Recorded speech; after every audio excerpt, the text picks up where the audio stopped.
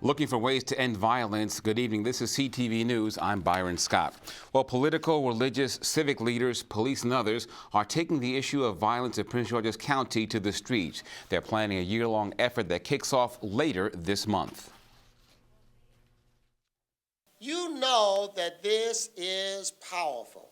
A coalition of groups assembled this morning at Casa de Maryland's headquarters in Langley Park to say, stop the violence. Enough is enough.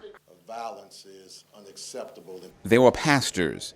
We're talking about creating a culture of nonviolence. Elected officials. We're killing each other. Entertainers. And if we can do this together, then there's nothing we can't achieve.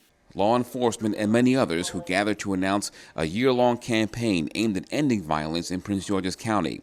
The first event is the Dr. Martin Luther King Jr. Stop the Violence March and Forum. It kicks off on Monday, January 18th, the federal holiday honoring Dr. King. We will have a march where 10,000 people from Prince George's County will come together to march against violence.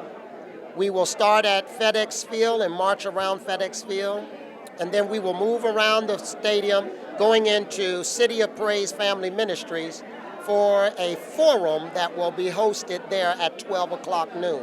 According to organizers, there were 54 homicides in Prince George's County in 2014. Last year, that number spiked to over 70. And already the Prince George's County Police Department is investigating a homicide already. Organizers say there will be events throughout the year at churches and other locations where people will come together to address the issues. And so what we're doing is we're reaching out to the Black Psychologists Association and various others who are going to come together and develop a brochure that will be distributed throughout Prince George's County.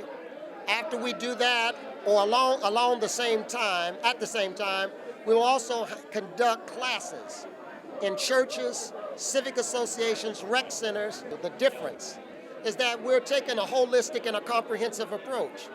Most time it's just a bunch of talking and vibrato about stopping the violence, but we're not giving the tools to do so. That's what we're doing differently this time. Now, once again, the rally is Monday, January 18th at 8 o'clock in the morning at FedEx Field. The march also at FedEx Field set for 10 o'clock in the morning. Now, the forum begins at 12 noon at City of Praise Ministries. And if you want more information, you can go to the website PGCTV.org. And police make 2 arrests in a murder that shook a quiet Clinton neighborhood. Tyron Taylor and James Baskins were charged with first and second-degree murder last night for their involvement in the murder, alleged involvement in the murder of 33-year-old Larry Ellis Jr. Now, investigators say that officers were called to the 3900 block of Kilbourne Drive and found Ellis outside on the ground suffering with gunshot wounds early yesterday morning. Patrol officers were called to the 3900 block of Kilbourne Drive for a check on a welfare call. A neighbor called in and said there was a man laying outside next to a running vehicle. They asked us if we can come and check up on him. It appears that this was most likely a robbery attempt going wrong. The suspect and our victims, they were both acquaintances. They'd known each other for some time. If anyone has any information on this crime or any other crime in Prince George's County or wherever, please give us a call at 1-866-641-TIPS to our Crime Solvers line. In another case, police have identified the woman found dead at a Northwest Branch Trail in Hydesville on New Year's Day. She was 20-year-old Catherine Alvarado. Investigators are working to determine the motive in the murder. A $25,000 reward is being offered for information that leads to an arrest. Well, a man and 2 dogs lucky to be alive after a fire destroys a home in Accokeek. It happened at around 7:30 this morning. Firefighters called to the 15,000 block of Jamie's Way, where they found a 3-story house engulfed in flames. Emergency officials say it was difficult getting water to the blaze because it was located in a rural area with no nearby fire hydrants. The initial unit got on scene and had fire showing from 3 floors, and the furthest hydrant, or the closest hydrant away, was approximately 3,500 feet, which is almost a mile away. And then we had issues with getting tankers in because they're coming from so far away. So initial line, we only had 500 gallons to try to stop what we could. Plus, with the wind blowing, it just fueled the fire even more. The cause of the fire is still under investigation. And a woman who was protected by her pit bull after a fire at her home in December has been charged with multiple crimes.